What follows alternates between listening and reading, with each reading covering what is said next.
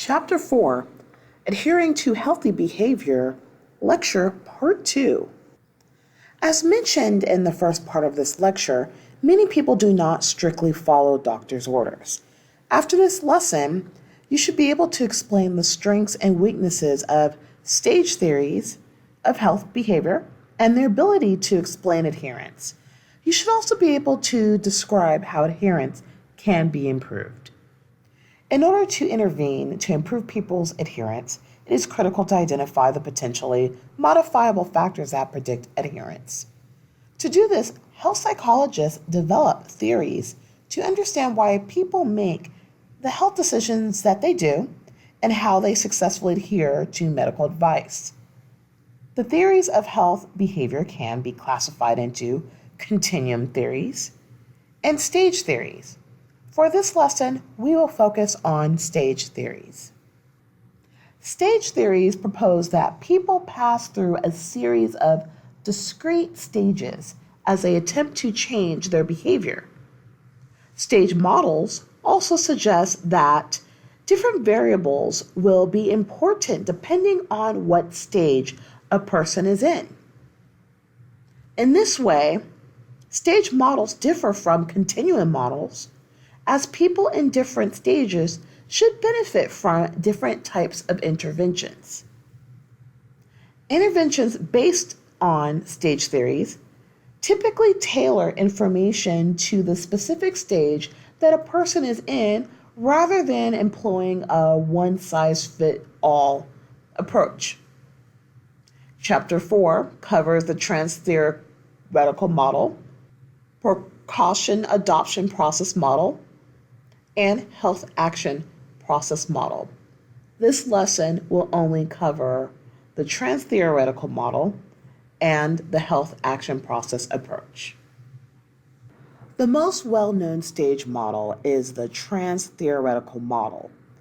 This model, developed by James Prochaska, Carlo Di Clemente, and John Norcross, assumes that people progress as well as regress through 5 spiraling stages in making changes in behavior: pre-contemplation, contemplation, preparation, action, and maintenance. A meta-analysis of 47 studies showed that the trans-theoretical model worked best for understanding smoking cessation compared with many other health behaviors. During the pre-contemplation stage, the person has no intention of stopping smoking. In the contemplation stage, the person is aware of the problem and has thoughts about quitting, but has not yet made an effort to change. The preparation stage includes both thoughts, such as intending to quit within the next month, and action, such as learning about effective quitting techniques or telling others about intentions. During the action stage, the person makes overt changes in behavior, such as stopping smoking or using nicotine replacement therapy. In the maintenance stage, the person tries to sustain the changes previously made and attempts to resist temptation to relapse back into old habits. In addition to contributing to the understanding of smoking cessation, another strength of the trans-theoretical model is how it accurately captures behavior change process. You can also design interventions at the different stages. However, the 5 stages in the trans-theoretical model may not represent distinctly different stages. For this reason, some researchers have suggested that stage models with fewer stages may be more accurate and useful. A more or less known stage theory is Schwarzer's health action process approach. It is a recent model that incorporates some of the most important aspects of both continuum theories and stage theories. This approach can be viewed as a more simplified stage model with only 2 general stages. In the first stage, called the motivational phase, A person forms the intention to either adopt a preventative measure or to change a risk behavior. This stage includes outcome expectations, risk perceptions, and self-efficacy. The second stage, called the volitional phase, concerns planning and action. In other words, during the motivational phase, people must perceive a personal risk. People must have favorable outcome expectations. And people must have a sense of self-efficacy.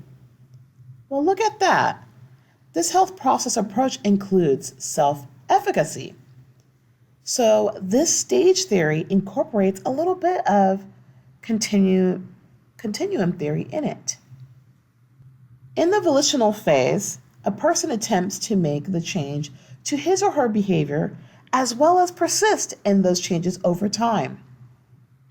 During this phase, a different set of beliefs and strategies become important. For example, planning is crucial during this phase. A major strength to the health process approach is that it takes into account planning, which has been shown to be very important in physical exercise. But a weakness is that this is a newer theory, so there's not that much research to support it.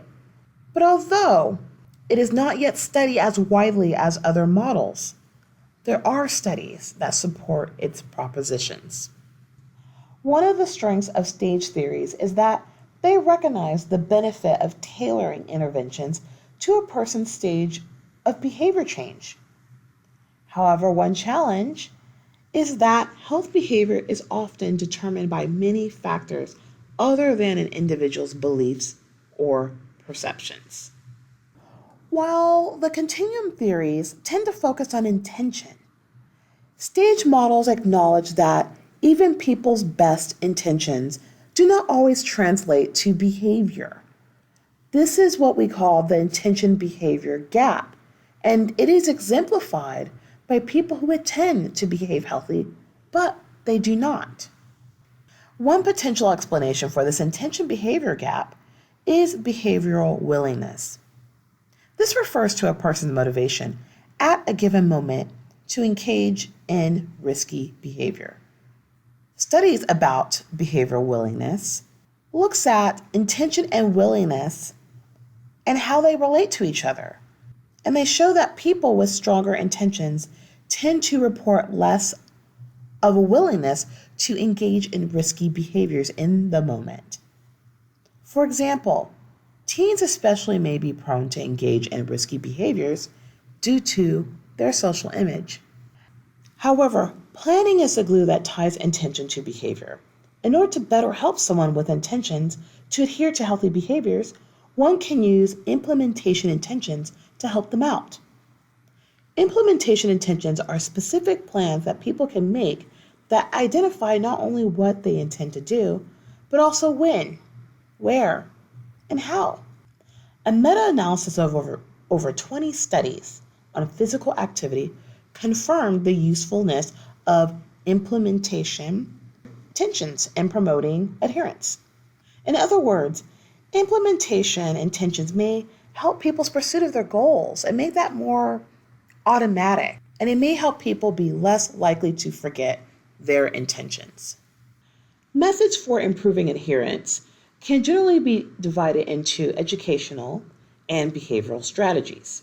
Educational procedures are those that impart information, sometimes in an emotion-arousing manner designed to frighten the non-adherent patient into becoming adherent. Educational methods may increase patients' knowledge, but behavioral approaches offer a more effective way of enhancing adherence. Adherence researchers Robin DiMatteo and Dante Di Nicola recommended 4 categories of behavioral strategies for improving adherence. And their categories are still a very valid way to approach the topic.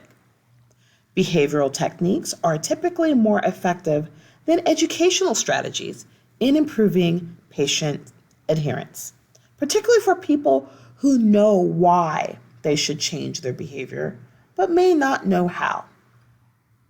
Therefore, self-monitoring is known to be one of the most powerful techniques to improve one's diet and physical activity.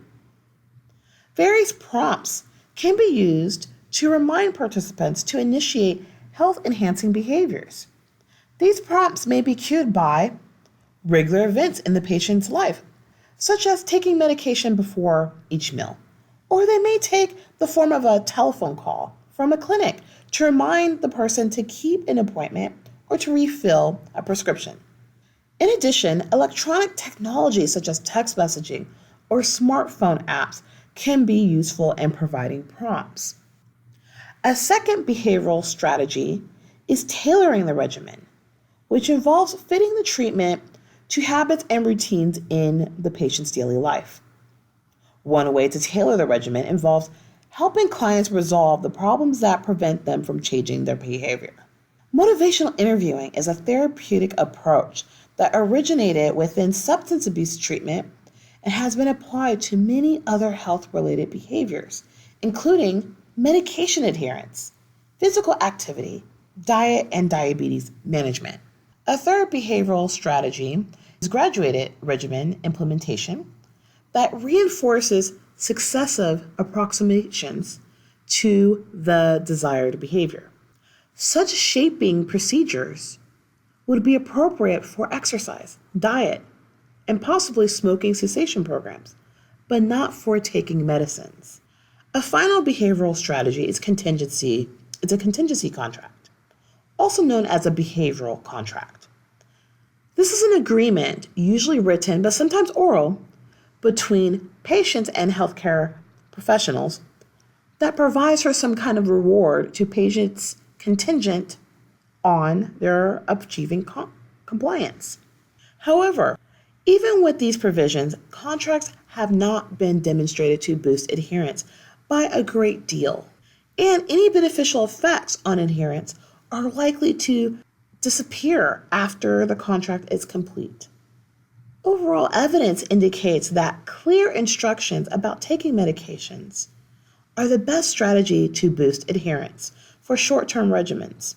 For long-term regimens, many strategies show some effectiveness, but none offer dramatic improvement. Despite these challenges, addressing the issue of non-adherence is an ongoing task in the field of health psychology. Stay healthy, everyone.